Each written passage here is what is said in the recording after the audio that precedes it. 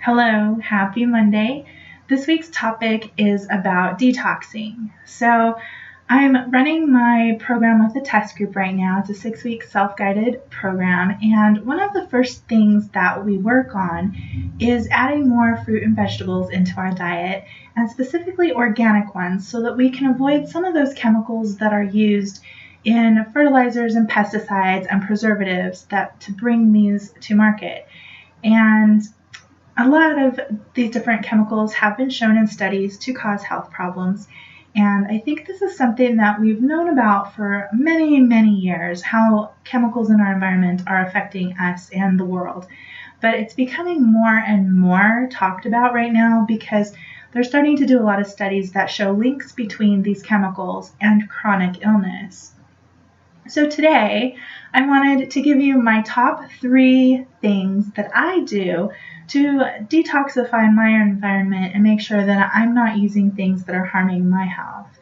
And I wanted to start by showing you cleaning products, because this is something that we pretty much use every day. And coming from a disinfectant wipe addict, it was really hard for me to kind of override all that marketing that told me if I'm not using these disinfectant products that I'm not getting my house clean, which is just simply not true.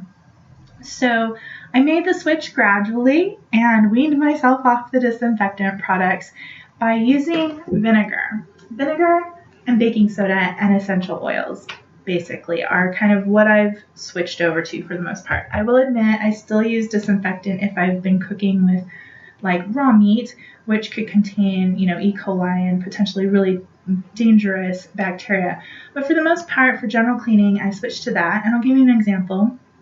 I dilute the vinegar in water and I use it as a spray for counters and even like tile in my bathroom. I use it with some baking soda to clean my bathtub, which I've actually found works so much better than those foaming bathroom cleaners I used to use. And I also use it to clean my vegetables. If I'm going to go ahead and invest in those organic products, I certainly don't want to be adding antibacterial soap or crazy chemicals to clean it, where a splash of vinegar in the water with them releases those residues that hold onto the dirt and everything gets nice and clean and it's not toxic. The next one I'm going to talk to you about is coconut oil. I think it's the butt of many jokes lately because people talk about how great it is and it heals everything or whatever. But in reality, it is a pretty good product. And if you use it, it can also be really thrifty because it's not that expensive and you can use it for a lot of things.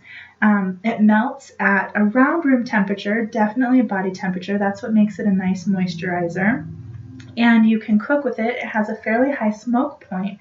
So you can use it to saute. You can even use it in recipes like for baked goods or just, general cooking. And I actually make my own toothpaste out of it because I'm allergic to ingredients in most manufactured toothpastes that they actually cause a severe reaction in me. So I had to learn how to make my own toothpaste. So I use coconut oil with baking soda and a few drops of essential oils, which are the next on my list. I'll show you. I have these are my favorites. There's peppermint, eucalyptus, and lavender, which I use in a lot of things because I love the smell. They have some antibacterial and antiviral properties, and they can, they help clean a little bit and things like that. So I'll leave a link. You can find these that I actually buy and use on my Amazon page on my website. There's a link there to them so you can see. It's a set of 8, a variety, and I've had these for about 2 years, so you can tell they last a long time. For such little bottles, you only have to use a few drops. And I actually use clove oil. I drop a couple drops in my window tracks and my door tracks, and it repels bugs. I haven't had very many flies come in my house. It repels them out the door, but it leaves my house smelling kind of spicy and warm and yummy anyway. So I hope these 3 tips have helped you, and if you want more, head over to my Facebook page. I'll be talking about this all week, ways to detox your environment, and I would love to hear your suggestions as well, the things you use, because I'm always up for experimenting with some new stuff to, keep it clean. So please join me on my website and leave me a comment on this blog. I'd love to hear from you. And that's at colleen-bean.com, or you can also find me on Facebook under Colleen Bean Coaching. Talk to you again soon. Bye.